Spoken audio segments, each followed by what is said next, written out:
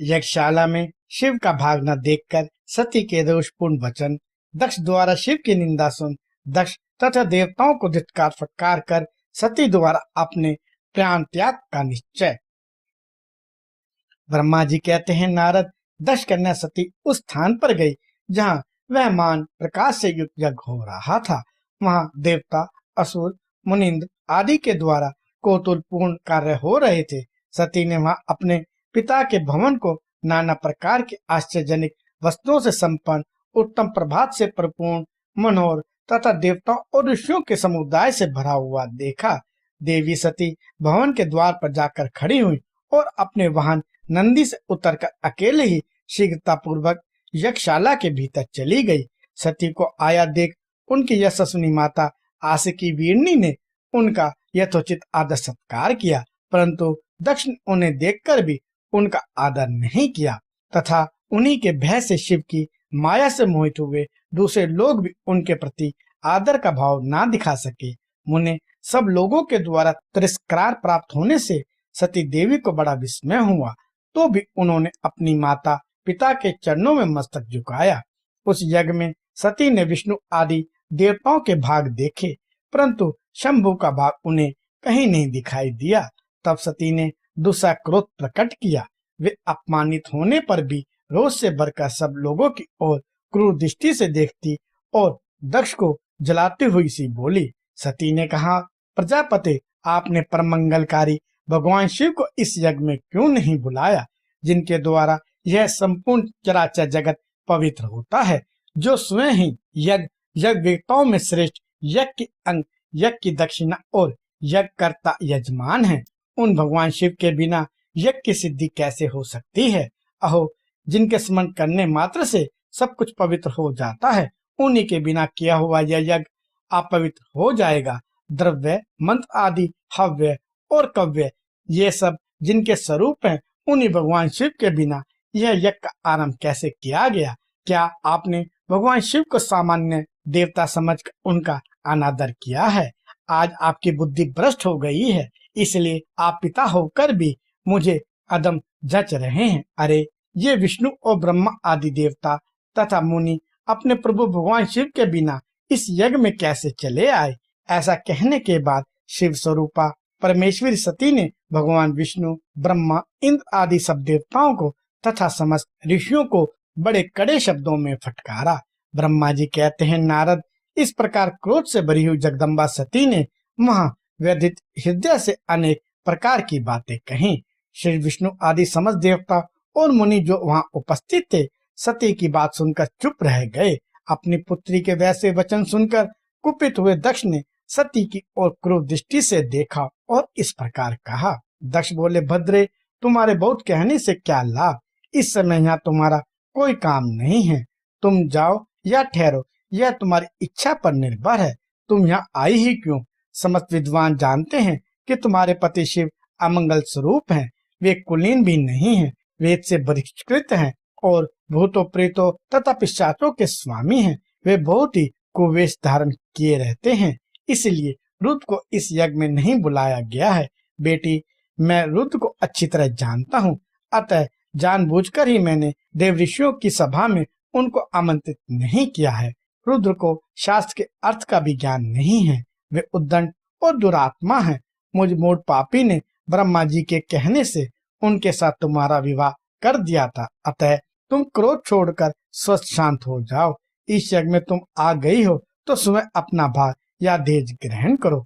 दक्ष के ऐसा कहने पर उनकी त्रिभुवन पूजित पुत्री सती ने शिव की निंदा करने वाले अपने पिता की ओर जब दृष्टिपात किया तो उनका रोष और भी बढ़ गया। वे मन ही मन सोचने लगी कि अब मैं शंकर जी के पास कैसे जाऊंगी। यदि शंकर जी के दर्शन की इच्छा से वहां गई और उन्होंने यहाँ का समाचार पूछा तो मैं उन्हें क्या उत्तर दूंगी। तदंतर तीनों लोगों कोई जननी सती रोष वेश से युक्त हो लंबी सांसें खींचती हुई अपने दुष्ट हृदय पिता दक्ष से बोली। सती ने कहा, जो महादेव जी की निंदा करता है अथवा जो उनकी होती हुई निंदा को सुनता है, वे दोनों तब तक नरक में पड़े रहते हैं जब तक चंद्रमा और सूर्य विद्यमान है। अतः तात मैं अपने इस शरीर को त्याग दूंगी, जलती आग में प्रवेश कर जाऊंगी अपने स्वामी का अनादर सुनकर अब मुझे अपने इस जीवन की रक्षा से क्या प्रयोजन। यदि कोई समर्थ हो तो वह स्वयं विशेष यत्न करके शंभु की निंदा करने वाले पुरुष की जीभ को बलपूर्वक काट डाले, तभी वह शिव निंदा शरण के पाप से शुद्ध हो सकता है। इसमें संशय नहीं है। यदि कुछ कर सकने में असमर्थ हो तो बुद्धिमान पुरुष को चाहिए कि वह दोनों कान बंद करके यहाँ से निकल जाए। इससे वह शुद्ध रहता है, दोष का भागी नहीं होता, ऐसा श्रेष्ठ विद्वान कहते हैं। इस प्रकार धर्म नीति बताने पर सती को अपने आने के कारण बड़ा पश्चाताप हुआ। उन्होंने व्यथित चित्त से भगवान शंकर के वचन का स्मरण किया। फिर सती अत्यंत कुपित हो दक्ष से, उन विष्णु आदि समस्त देवताओं से तथा मुनियों से भी निडर होकर बोली। सती ने कहा, तात, तुम भगवान शंकर के निंदक हो, इसके लिए तुम्हें पश्चाताप होगा। यहाँ महान दुख भोग कर अंत में तुम्हें यातना भोगनी पड़ेगी। इस लोक में जिनके लिए ना कोई प्रिय है न अप्रिय, उन निर्वर परमात्मा शिव के प्रतिकूल तुम्हारा सिवा दूसरा कौन चल सकता है। जो दुष्ट लोग हैं वे सदा ईर्ष्या पूर्वक यदि महापुरुषों की निंदा करें तो उनके लिए यह कोई आश्चर्य की बात नहीं है, परंतु जो महात्माओं के चरणों की रज से अपने अज्ञान अंधकार को दूर कर चुके हैं उन्हें महापुरुषों की निंदा शोभा नहीं देती। जिनका शिव यह दो अक्षर का नाम कभी बातचीत के प्रसंग से मनुष्य की वाणी द्वारा एक बार भी उच्चारित हो जाए तो वह संपूर्ण पाप राशियों को शीघ्र ही नष्ट कर देता है। उन्हीं पवित्र कीर्ति वाले निर्मल शिव से तुम द्वेष करते हो, आश्चर्य है। वास्तव में तुम अमंगल रूप हो। महापुरुषों के मन रूपी मधुर कर ब्रह्मानंद में रस का पान करने की इच्छा से जिनके सरदायक चरण कमलों का निरंतर सेवन किया करते हैं, उन्हीं से तुम मुक्तापुत्रों करते हो। जिन्हें तुम नाम से शिव और काम से आशिव बताते हो, उन्हें क्या तुम्हारे सिवा दूसरे विद्वान नहीं जानते। ब्रह्मा आदि देवता, सनक आदि मुनि तथा उन ज्ञानी क्या उनके स्वरूप को नहीं समझते। उदार बुद्धि भगवान शिव जटा फलाए कपाल धारण किए शमशान में भूतों के साथ प्रसन्नता पूर्वक रहते तथा भस्म एवं नरमुंडों की माला धारण करते हैं। इस बात को जानकर भी जो मुनि और देवता उनके चरणों में गिरे हुए निर्माल्य को बड़े आदर के साथ अपने मस्तक पर चढ़ाते हैं, इसका क्या कारण है। यही कि वे भगवान शिव की साक्षात परमेश्वर हैं। प्रवृत्ति यज्ञ आदि और निवृत्ति शम दम आदि दो प्रकार के कर्म बताए गए हैं। मनीषी पुरुषों को उनका विचार करना चाहिए। वेद में विवेचन पूर्वक उनके रागी और विरागी दो प्रकार के अलग अलग अधिकारी बताए गए हैं। परस्पर विरोधी होने के कारण उक्त दोनों प्रकार के कर्मों का एक साथ एक ही कर्ता के द्वारा आचरण नहीं किया जा सकता। भगवान शंकर तो परब्रह्म परमात्मा है, उनमें इन दोनों ही प्रकार के कर्मों का प्रवेश नहीं है।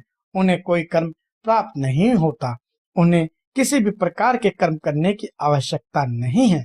पिताजी, हमारा ऐश्वर्य अव्यक्त है, उसका कोई लक्षण व्यक्त नहीं है। सदा आत्मज्ञानी महापुरुष उसका सेवन करते हैं। तुम्हारे पास वह ऐश्वर्य नहीं है।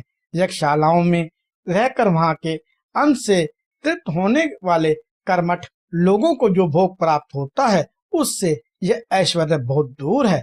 जो महापुरुषों की निंदा करने वाला और दुष्ट है उसके जन्म को धिक्कार है। विद्वान पुरुष को चाहिए कि उसके संबंध को विशेष रूप से प्रयत्न करके त्याग दे। जिस समय भगवान शिव तुम्हारे साथ मेरा संबंध दिखलाते हुए मुझे दाक्षायणी कह के पुकारेंगे, उस समय मेरा मन सहसा अत्यंत दुखी हो जाएगा। इसलिए तुम्हारे अंग से उत्पन्न हुए सदाशिव के तुल्य घृणित इस शरीर को इस समय मैं निश्चय ही त्याग दूंगी और ऐसा करके सुखी हो जाऊंगी। हे देवता और मुनियों, तुम सब लोग मेरी बात सुनो। तुम्हारे हृदय में दुष्ट आ गई है। तुम लोगों का यह कर्म सर्वथा अनुचित है। तुम सब लोग मूढ़ हो, क्योंकि शिव की निंदा और कलह तुम्हारे प्रिय हैं। अतः भगवान हर से तुम्हें इस कुकर्म का निश्चय ही पूरा पूरा दंड मिलेगा। ब्रह्मा जी कहते हैं, नारद, उस यज्ञ में दक्ष तथा देवताओं से ऐसा कहकर सती देवी चुप हो गई और मन ही मन अपने प्राण वल्लभ शंभु का स्मरण करने लगी।